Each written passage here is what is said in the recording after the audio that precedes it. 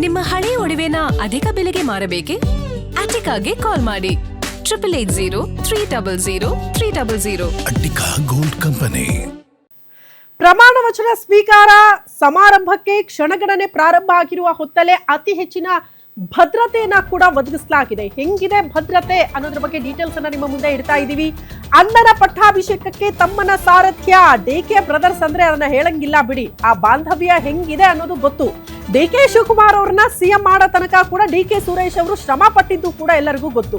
ಮಧುವಣ ಗೀತೆಯಂತೆ ಸಿಂಗಾರಗೊಂಡಿದೆಯಂತೆ ಗಾಜಿನ ಮನೆ. ಲೋಕಭವನದ ಗಾಜಿನ ಮನೆಯಲ್ಲಿ ಪದಗ್ರಹಣಕ್ಕೆ ಅದ್ದೂರಿ ಸಿದ್ಧತೆ ಆಗ್ತಾ ಇದೆ. ಪಾಸ್ ಇದ್ದವರಿಗೆ ಮಾತ್ರ ಲೋಕಭವನಕ್ಕೆ ಎಂಟ್ರಿ, ಉಳಿದವರಿಗೆ ಎಂಟ್ರಿ ಇರಲ್ಲ. ಸಾಕಷ್ಟು ಜನ ಬರಬಹುದು, ಅವರ ಅಭಿಮಾನಿಗಳು, ಕಾರ್ಯಕರ್ತರು, ಬೇರೆ ಬೇರೆ ಊರುಗಳಿಂದ ಎಲ್ಲ. ಬಟ್ ಎಲ್ಲರಿಗೂ ಕೂಡ ಪರ್ಮಿಷನ್ ಇರಲ್ಲ.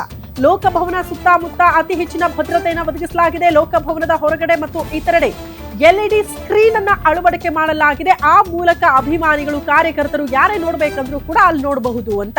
ವಿಧಾನಸೌಧ, ಕೆಪಿಸಿಸಿ ಕಚೇರಿ ಮುಂದೆ ಕೂಡ LED ಸ್ಕ್ರೀನ್ಗಳ ವ್ಯವಸ್ಥೆಯಾಗಿದೆ. LED ಸ್ಕ್ರೀನ್ ಇರೋ ಕಡೆ ಸಾರ್ವಜನಿಕರು ನೋಡ್ಕೊಳ್ಬಹುದು. ಎಲ್ಲರೂ ಗಾಜಿನ ಮನೆಗೆ ಹೋಗ್ಬೇಕು, ಪದಗ್ರಹಣ ಸ್ವೀಕಾರ ಸಮಾರಂಭಕ್ಕೆ ಸಾಕ್ಷಿ ಆಗಬೇಕು ಅಂದ್ರೆ ಸಾಧ್ಯ ಇಲ್ಲ. ಭದ್ರತೆಗೆ 2000ಕ್ಕೂ ಹೆಚ್ಚಿನ ಸಿಬ್ಬಂದಿಯನ್ನ ನಿಯೋಜನೆ ಮಾಡಲಾಗಿದೆಯಂತೆ.